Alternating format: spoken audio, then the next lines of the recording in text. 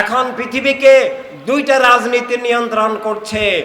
একটা ধর্মের নামে অধর্ম, উগ্রবাদী, সাম্প্রদায়িক, জঙ্গিবাদী, খুনি রাজনীতি, আর একটা বস্তুবাদের রাজনীতি, জাতীয়তাবাদী রাজনীতির নামে।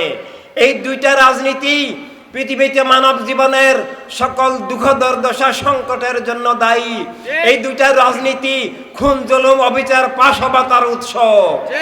এই দুইটা রাজনীতি মিথ্যাকে আত্মার উপরে কায়েম রাখে এবং মানব জীবনকে বন্দী করে রাখে, সত্য থেকে বিচ্ছিন্ন করে রাখে, মানুষকে মানবতার শত্রু করে, সম্পদ সহ রুজি রুজি দৌলত লুট করে এবং খুন, জুলুম, অবিচারের রাজত্ব কায়েম করে। এ থেকে আমাদের মুক্তি প্রয়োজন। আমরা প্রণবীর দেওয়া আসল ইসলাম আনতে হলে অন্যান্য ধর্ম প্রবক্তাদের মানবতার ধর্ম যদি আনতে হয় এবং দুনিয়াতে যদি সব মানুষের, মুসলিম ও মুসলিম নির্বিশেষে সব মানুষের জন্য সত্য পাওয়ার পথ খুলে দিতে হয় এবং নিরাপত্তা সহকারে বাঁচতে হয়, খুন, জুলুম, অবিচার থেকে মুক্ত থাকতে হয়, যার যার ধর্ম নিয়ে সে স্বাধীনভাবে বাঁচার পথ করতে হয়।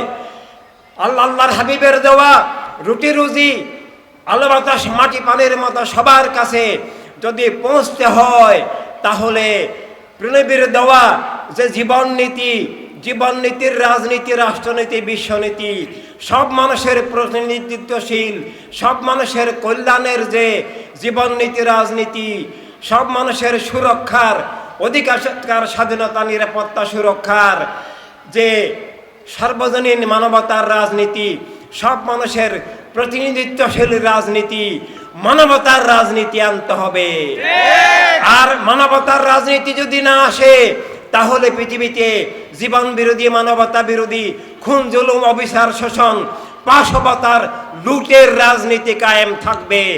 ধর্মের নামে অধর্ম, উগ্রবাদের মাধ্যমে, বস্তুবাদী, জাতীয়তাবাদী রাজনীতির নামে পৃথিবীতে খুন, জুলুম, অবিচার, শোষণ, পাশবিকতা কায়েম থাকবে। এই অবস্থা থেকে দ্বীনের, মিল্লাতের, মানবতার মুক্তি প্রয়োজন।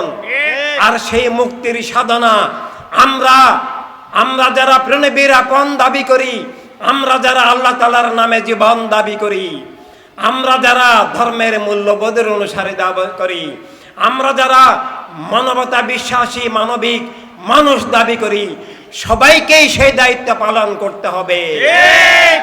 তাই আমাদেরকে ইনসানিয়াত বিপ্লব গড়ে তুলতে হবে।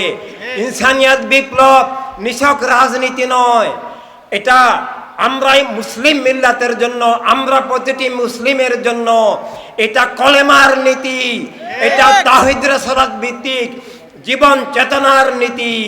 আদম আলাইহিস সালাম থেকে খাতামান নবীন রাহমাতুল লিল আলামিন সাল্লাল্লাহু আলাইহি সাল্লাম পর্যন্ত সকল নবী রাসূল আলাইহিস সালাম দুনিয়াতে খেলাফতে আরদি, খেলাফতে ইনসানিয়াত কায়েমের লক্ষ্যে শুভাগমন করেছেন এবং এর ঊর্ধ্বে ইমানিয়াত কায়েমের শুভাগমন করেছেন।